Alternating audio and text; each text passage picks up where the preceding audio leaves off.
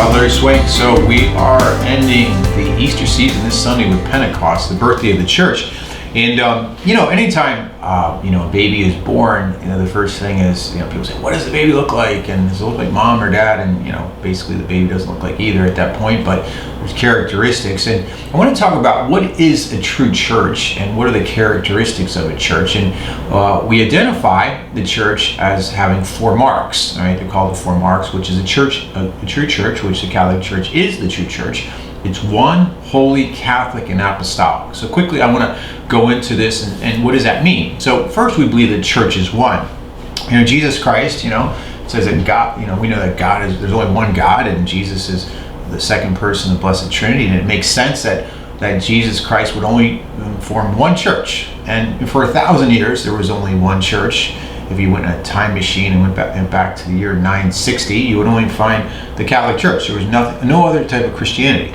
And then because of fights and disagreements, we've had big divisions. Okay, so right now we have over 50,000 different Christian denominations. But once again, there's only one church. And St. Paul will say, as a body is one, though has many parts, and all the parts of the body, though many are one body, so also in Christ. All right. And I think one of the things we have to realize that there is one church, and we have a duty to try to bring everyone back to one church again. That's the vision of the church, and that's what ecumenism is, basically. It's not about just holding hands and saying prayers together, but it's about let's talk about how we become united again, and hopefully that will happen before the end of the world. All right. Secondly, the church is holy. Now, the church is not holy because her members are holy.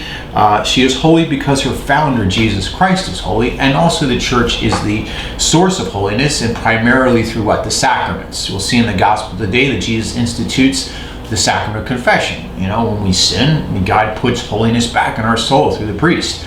And the church is the sacrament of salvation. It is how we become holy. And we can't become holy without the church.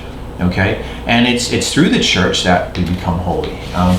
Fulton Sheen has that great line: is that a saint is a recovering sinner, and it's through the church and through her graces that we become holy. So that's the second thing. The church is one, holy, and the third is Catholic. All right, the word Catholic means universal, like in the Universal Studios. Jesus, before he would ascend into heaven, as we celebrated last weekend, he says, "Go therefore and make disciples of all nations." Now, what does he mean by that? Well, essentially, what it means is God's vision for the world is that everyone becomes Catholic. That everyone shares one faith, worships God one way, and that is meant for everyone. Everyone is welcome to the Catholic Church, but if you join the church, you have to live by her rules. You have to live by her principles, which all come from Jesus Christ. But God wants everyone to be a part, and that's, once again, we should move towards that. And the last thing is that the church is apostolic. All right? What does it mean that the church is apostolic? Okay, the word, that essentially we know this, that our current Bishop Wilton Gregory, who was brought in a couple weeks ago, he is a direct descendant of the first 12 apostles.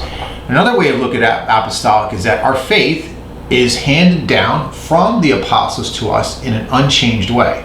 So the faith that we have today is the same exact faith, with maybe a better understanding today, and maybe some caveats, things that didn't exist then that do now, but nothing's changed, is the same faith that God gave us 2,000 years ago. So that's what it means. The church is one, holy, Catholic, and apostolic.